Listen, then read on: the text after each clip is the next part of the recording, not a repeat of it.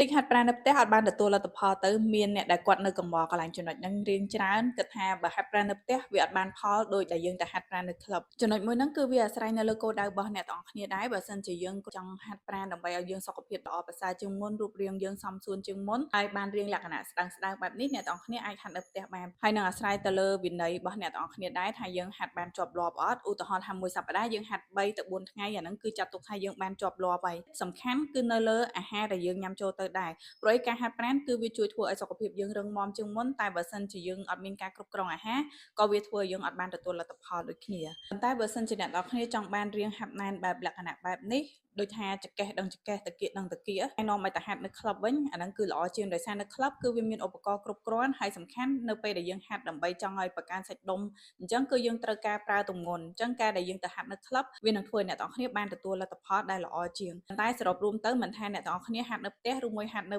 ក្លឹបទេសំខាន់គឺនៅលើវិន័យរបស់យើងបើសិនជាអ្នកទាំងអស់គ្នាអនុវត្តវាបានជាប់លាប់នឹងធ្វើឲ្យអ្នកទាំងអស់គ្នាបានទទួលលទ្ធផលដែលល្អ